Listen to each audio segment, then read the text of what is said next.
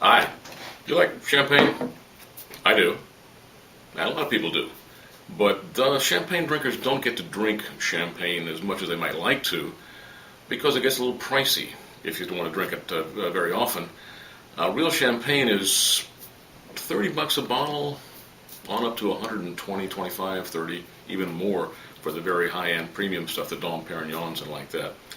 You can find them a little bit less in big box stores, but a good baseline for retail for champagne, real champagne, is about $30 a bottle.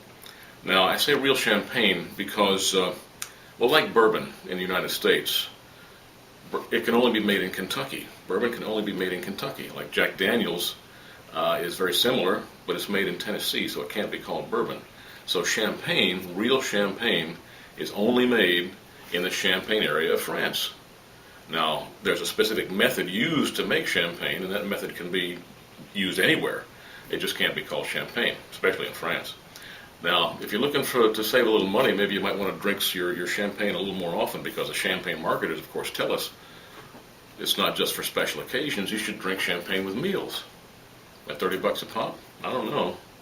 It's a dilemma. What do you do? So you can look in other places in France where they make wine with a champagne method, but it's just not in Champagne. And that stuff is called sparkling wine. The generic term is sparkling wine. That stuff is very good, and it's about half the price or even less of real champagne. So there's an area you can take a look at. You can come over to the United States.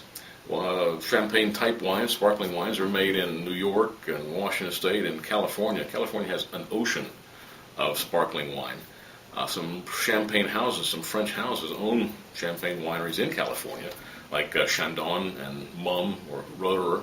Great stuff made there. But then there's some homegrown California wineries like Iron Horse who do easily as good a job as the French houses do with sparkling wine in California. And you can find some of that stuff for $15 or less, especially in the big box stores, but a good quality, starting to get into the good stuff, rather, of California sparkling wine. It's going to be $19, $20, which is okay, I guess. But if you were looking for a bargain, if you're really looking for a bargain, I suggest you take a trip to Spain, or at least the Spanish wine aisle in the wine shop or grocery store.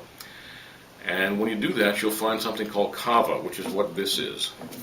C-A-V-A. It's like cave, only with an A on the end instead of an E. And it is Spanish sparkling wine made in the French style, the méthode champenoise, as I think they call it in France anyway. I don't speak French, but it's champagne method. And this wine was made that way. It's $9.95 at my favorite wine shop. $10.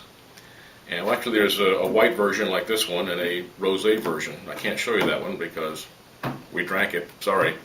But this is the equal, in my opinion, of the non-champagne sparkling wines from France, and it's less expensive. Another thing you want to look for, by the way, when you're drinking sparkling wines, is the bubbles, obviously. That's part of the festive part. And you look for a whole bunch of very tiny bubbles, like the song, tiny bubbles. When you get that, it gives you a creamy mouthfeel with all those little bitty bubbles. The wine geeks call that the mousse, M-O-U-S-S-E, the mousse. Call it that if you like, it won't bother me a bit. And that is a characteristic of good sparkling wine. Now, if you're drinking sparkling wine that has bubbles the size of golf balls, you should be ashamed of yourself. You really should. You can do better, and it won't cost you a whole lot of money. This is an alternative, cava. Check it out if you want champagne. I'll tell you what. Get some friends together, put some money in the pot, and go buy 3-4 bottles of different cavas and have a tasting. Enjoy yourself. Try that. I'll see you later then. Bye-bye.